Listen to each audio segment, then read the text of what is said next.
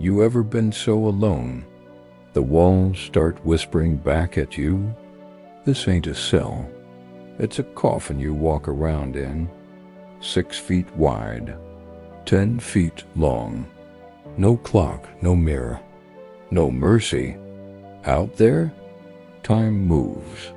In here, time presses on your chest till you can't breathe. You start talking to shadows, listening to ghosts. I've seen men rip their skin open just to prove they still alive. And the worst part, you hear 'em coming. The guards, boots on concrete. Every night you wonder, is it my door they stopping at? They don't ask questions. They don't show emotion. They just say one thing. It's time. You beg God. You beg the system. But in Texas, the death chamber got more pull than the truth. Out there, they call this justice. In here, it's just slow-motion murder behind a locked steel door. My name is Rodney Reed. I've been on Texas death row since 1998. For a crime I didn't commit. They said I raped and murdered Stacy Stites. But they ignored the DNA. They ignored the bruises on her body. They ignored the man she was engaged to, a violent cop with a history. I was a black man. She was white. In Bastrop, Texas, I never stood a chance. Over the years, they've tried to bury me in this cell. But I kept fighting. Witnesses have come forward. Experts have stepped up. The truth is out there now. But I'm still sitting in here.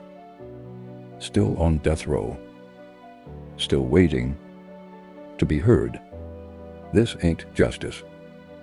It's a slow execution of a man they never wanted to believe.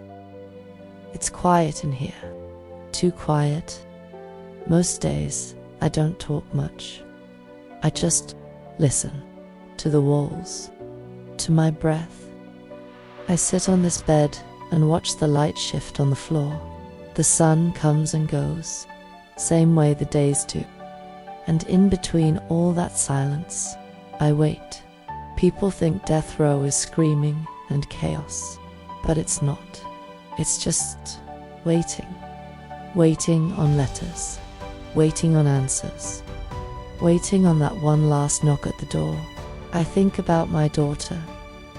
I think about my kids. And I wonder if they still see me the way I used to be. Or if I've become this place. Some nights, I don't even sleep. I just keep listening.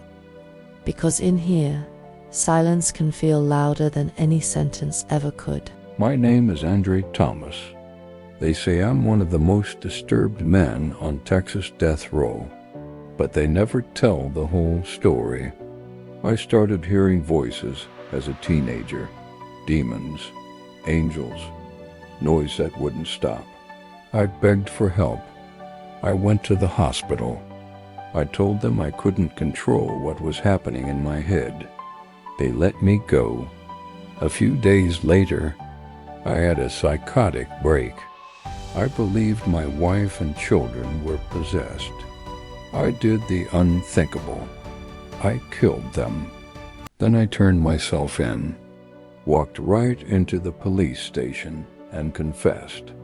In jail, the voices got louder. I ripped out my right eye. Later, in prison, I tore out the other. I've been blind ever since. They diagnosed me with schizophrenia. They admitted I was insane. But I'm still on death row.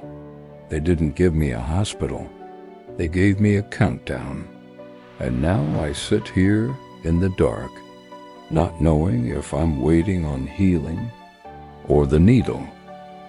They call it justice. A bed, a needle, a silent room. But there's no justice in killing the broken. No mercy in silencing the unheard. Texas doesn't whisper when it takes a life. It straps you down, turns off the cameras, and calls it closure. But it's not closure. It's a final lie. And that Gurney, it don't care if you were guilty, innocent, lost, or just forgotten.